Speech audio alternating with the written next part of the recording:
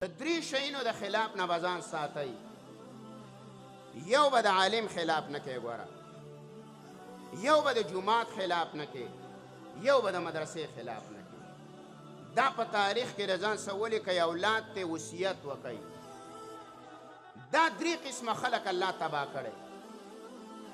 علما د انبیاء وارثان دي، په امت کې غټ غټ رهبران دي. مجاهده دا لوی رهبر دی د امت، د جهاد ډېره غټه مرتبه ده. رسول الله په خپل ارمان کړی، لوددت ان اقتل فی سبیل الله ثم احیا ثم اقتل. لمې غواړي چې د الله په لار کې مړ شوې، بیا را ژوندی شوې، بیا مړ شوې، بیا مرتبې ته یې نشي رسېدلی. لیکن د داعي غټه مرتبه ده. ومن احسن قولا ممن دعا، دا هغه نه د چا خبره ښه کیدی شي چې هغه الله ته رابلل کوي. لویه مرتبه ده. د منځګزار لویه مرتبه ده. د حاجي صاحب لویه مرتبه ده. الحج یهدم ما کان قبله. حج وایي چې مخکې دې څه ګناهونه کړي د الله رسول وایي، صغیره او کبیره دې ټول معاف حاجي صاحب، چې کله دې په حلالو روپو باندې حج وکړو. د روژهدار غټه مرتبه ده. د سخي سړي غټه مرتبه ده.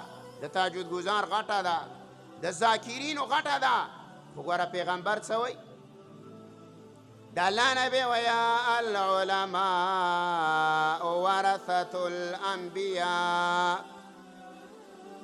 دا نه وایي الله چې حاجیان، دا نه وایي پیغمبره چې حاجیان د انبیاء وارثان دي. دا نه وایه چې مجاهدین د انبیاء وارثان دي. دا نه وایه چې ذاکرین د انبیاء وارثان دي.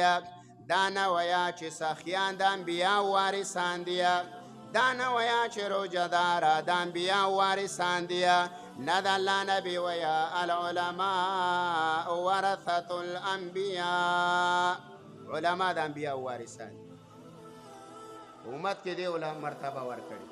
نو چې د پیغمبر وارثي، نو د پیغمبر خلاف ابولهب کړی، حشر یې سره ووت. د قیامته پورې الله د تمام کفر دپاره نامونه وګرځوله.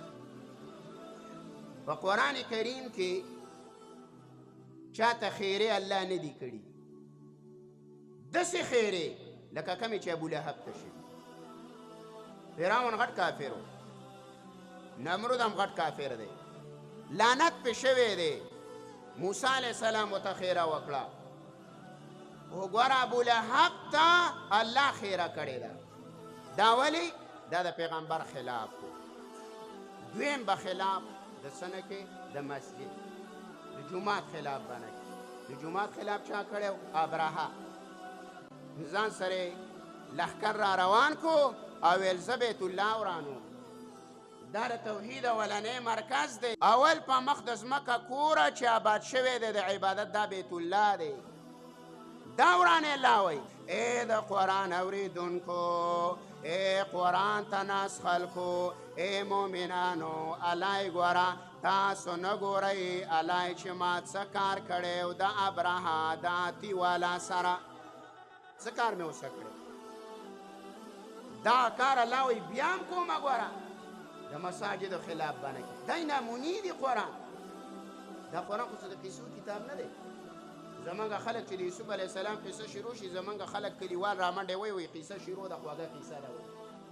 الله دې پوهه که دې قصه کې دا عبرت دی. ما و تاله دا عیله چې یوسف علیه السلام ورونو کوهي ته واچاو، نو کله کله په دې مولا باندې دا رور او دا ترون هم حسد کوي. ګوره دی دې ښکته ورچي. او درېیم مې ته څه ویلی و؟ د مدرسې به نه کوي. مدرسې ته زمونږ اکثر خلک بس لارو کوڅو کې مسلې جوړې کړي چې خوشان راګزاري تروریه، نو د مدرسې لارې ته راګزارلي. الله دې پیاکه. د مدرسې لاره خو پاکه ساتل پکار دي. د جومات محله پاکه ساتل پکار دي.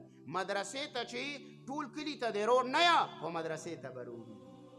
ټول خلک دې پیدل ځي، خو ګوره مدرسې ته چې په ګاډي کې وستاجي راځي. صحیح شوله؟ نو ګزاره کوه چې مدرسه دا آبادی، او د مدرسې خلاف ستانه چېرته ونشي. څومره کومک چې موږ کوو، نو مدارس انشاءالله تعالی وکړو، د ټولو به دا نیکي کوي.